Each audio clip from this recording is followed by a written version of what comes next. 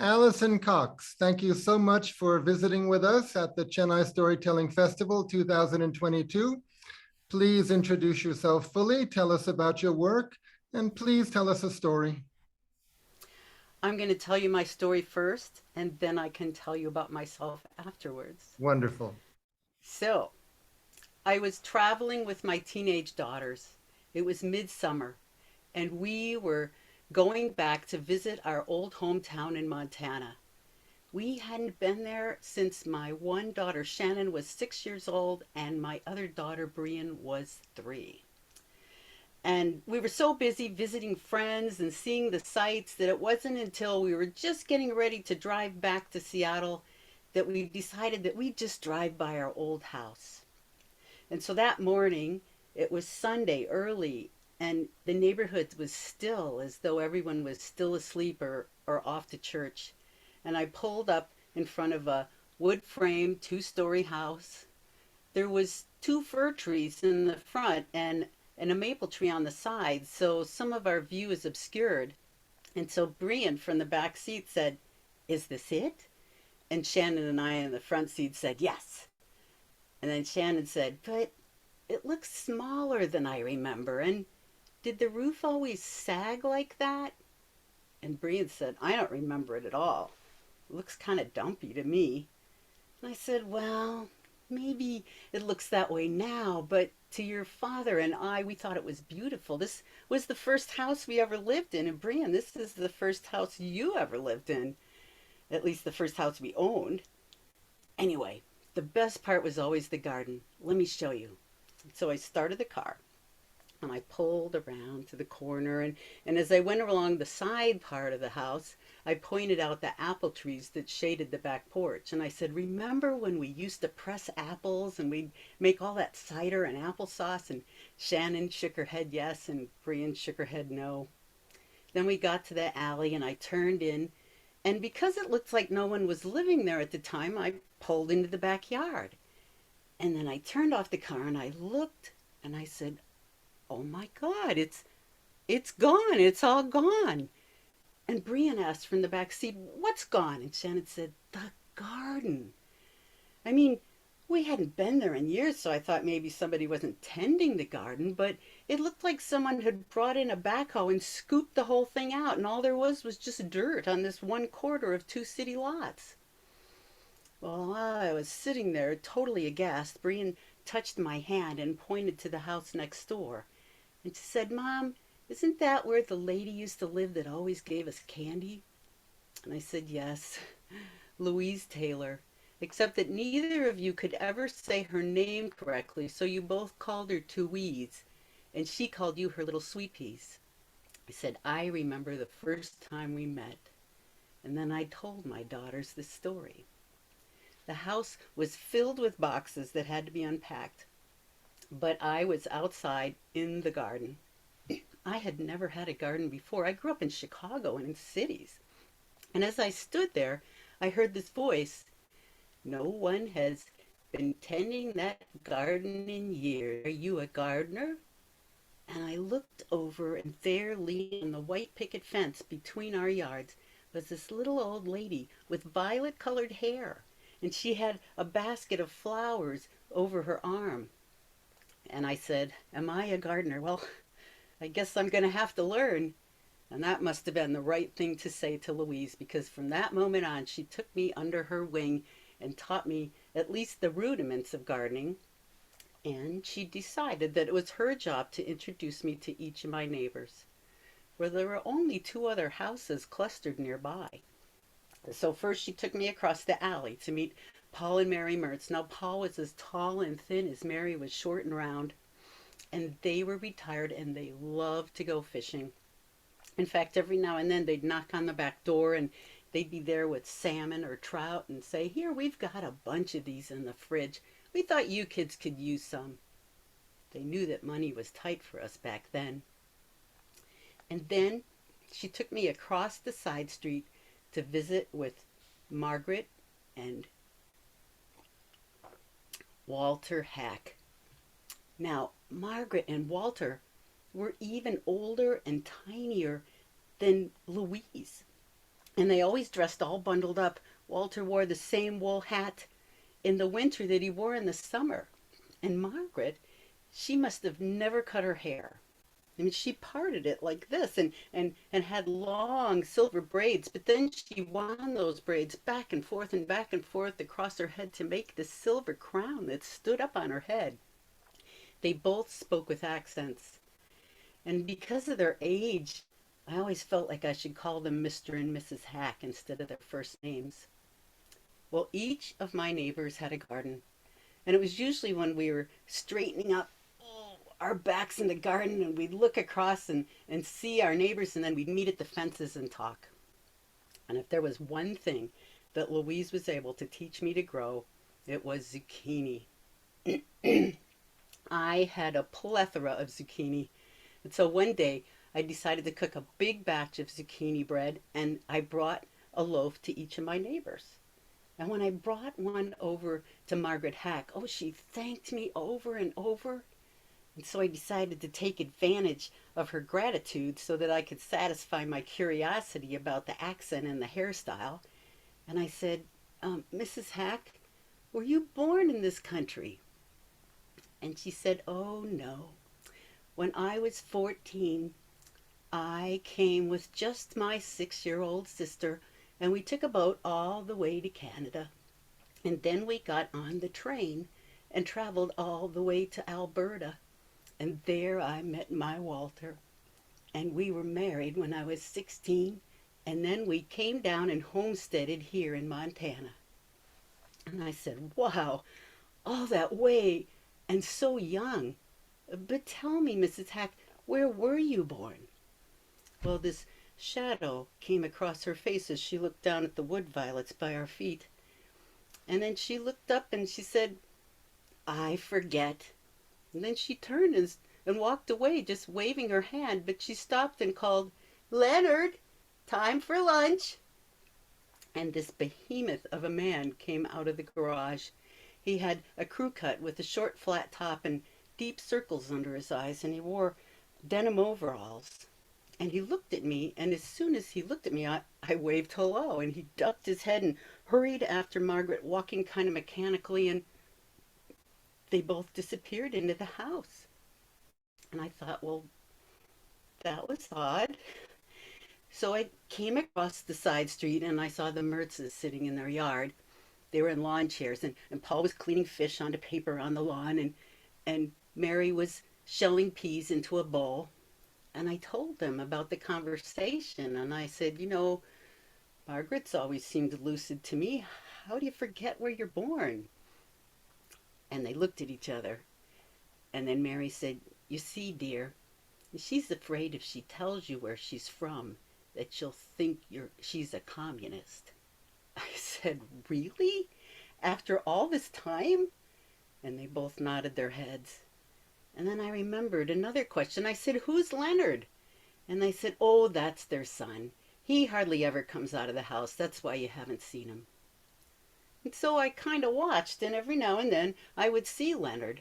He'd be carrying big bundles of firewood in his arms to take it into their wood cook stove, or he'd meet Walter at his car and he'd carry 2 bags of groceries in each arm. And as I watched him walking behind his father, he was a foot taller and twice as wide. And I thought, how did these 2 little people make this giant guy?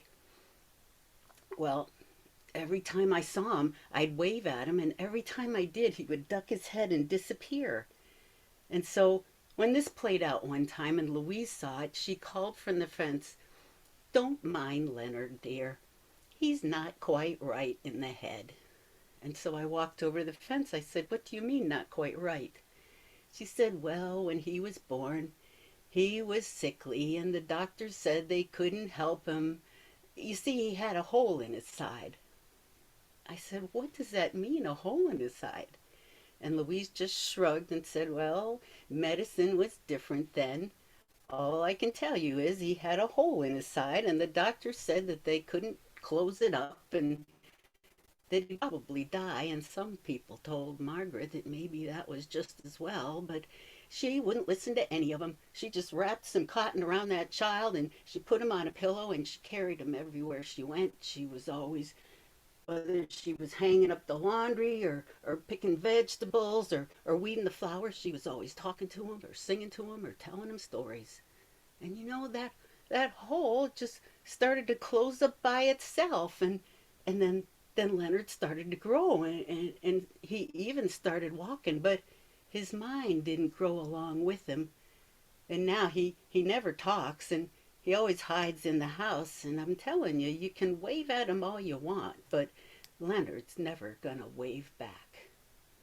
Well, I thought about what Louise had told me, but for some reason I never stopped waving at Leonard. Now, in the summers, the sun would hit my daughter's bedroom, and even with curtains, it would fill the room with light. And Brian would lay there as a baby or a toddler, and she would sing to herself. And so on Sunday mornings, the only morning that their father could sleep in, I would slip out of bed and I would dress them, and we'd all be as quiet as we could, and we'd pad down the steps and out the back door and into the garden. And there we would sit in the rows of the raspberries that were 6 rows wide and 6 feet tall, and we would pick our breakfast. And I remember one morning I was hearing Shannon tell her little sister her own version of the bedtime story I had told him the night before. And suddenly I had a vision of a younger Margaret Hack, with Leonard laying on the pillow at her side and her picking vegetables as she told him a story. Well, one Sunday morning, the girls were gone. They had spent the night at their grandmother's, and they wouldn't come home till lunch. But still, I woke up and I missed them. And so I slipped out of bed and got dressed and patted down the steps and went out to the raspberries and ate my breakfast by myself. And as I sat there listening to the hum of the bees and the bird song, I heard each of my neighbors come out of their house, get into their car, and drive off to church. And I remember thinking, I can't imagine being anywhere and feeling closer to God than I did right there in my garden. And that's when I heard it. The music. It was piano music. And I knew that it wasn't a record or a radio because it would suddenly stop and change style and go off in another direction. And as I sat there trying to think how I would describe it, it was raw and flowing and beautiful. And I felt compelled to find where it was coming from. And so I stood up and followed the sound to the front of the house. And then I realized it was coming from across the street. So I went across the street past the Hack's house, but then I realized I'd gone too far. And so I backed up and I shielded my eyes and I looked in the picture window, and there was Leonard sitting profile at an upright piano. Leonard, who never talked and hardly ever left the house, was playing this amazing music. And I watched as his fingers danced across the keys and his body swayed from side to side. And I stood there in rapture for I don't know how long, until finally, when his hands started to dance across the keys and his head turned towards my direction, then it was my turn to duck my head and hurry away because I didn't want to interrupt his reverie. Well, I kept my secret to myself. If the neighbors knew, they hadn't said anything. But the next Sunday morning, when the girls and I were out in the raspberries, and I could see the two of them had settled in just across from me, and the sun was silhouetting them, we were listening to the bees and the birds, and suddenly I said, "Shh, listen." And there we could hear music, piano music. And Shannon said, "What is it? Where's it coming from?"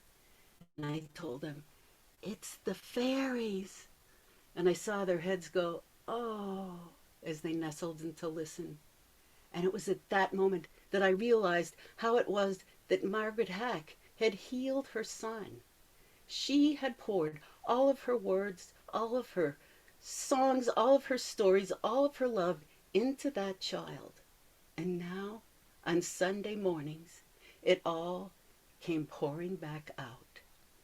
I remember. What? What? We both said, and it was Brian in the back seat. I remember. And Shannon and I turned, and Brian, who had been so bored and blasé before, was now excited, saying, I remember sitting in the bushes and listening to the fairies. Where did you say that guy lived again? I said, oh, honey, I doubt he's there. I mean, all of our neighbors were elders when you were just babies, and I'm sure they're all gone. I can't imagine Leonard's living there by himself. And she said, show me where he lived. And I knew the look on my child's face when she gets a hold of an idea. So I said, okay. So I started the car and I took the long way around the neighborhood. And then I passed by our house and I slowed down as I crossed the street and parked in front of the Hack's house. And our windows were still open, but the windows to the Hack's house were closed. But as we sat there and listened, we could hear music. And I looked up, and there in the window, sitting profile, wearing denim overalls as he always had, with his flat top crew cut and the circles under his eyes, there sat Leonard. And and he was running his hands over the keys. He was making this beautiful music, and I said, oh, it's him. And the girls said, oh, and their heads came together as they listened. I don't know how long we sat there listening to him, but I didn't want him to look out the window and see these people in a car staring at him. And so I put the key in the ignition, but I turned and looked back one more time. And it seemed to me that after all these years, as Leonard was playing and his body was swaying from side to side, that Leonard was finally waving back.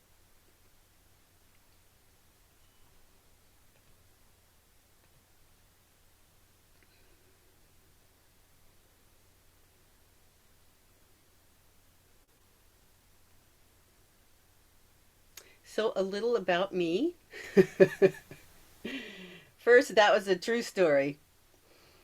In fact, I have a friend who knew Leonard. Paul is here. And I gave him a heads up so that he could hear about him again. Um, I live on an island off of Seattle in the Puget Sound. I came to storytelling through my study of hypnotherapy, actually, originally, an odd way to arrive. And I am one of the co authors of the Healing Heart books about healing stories for families and for communities.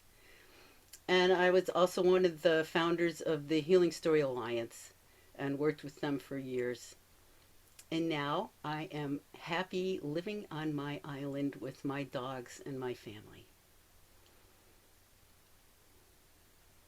Thoughts? Any reactions about this story? About this wonderful miracle that was Leonard?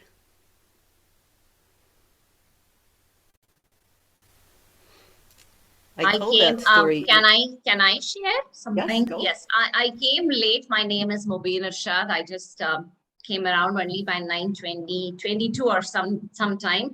But I would like to say that the love, the passion, the narrative that you were sharing, we could just flow in your narrative. So it was like I see the love, the affection, the true story, the genuinity, and all of that were there in your story, which I really loved it even though I don't know the whole crux of the story. Absolutely fabulous. Wonderful. Thank you, Mabine.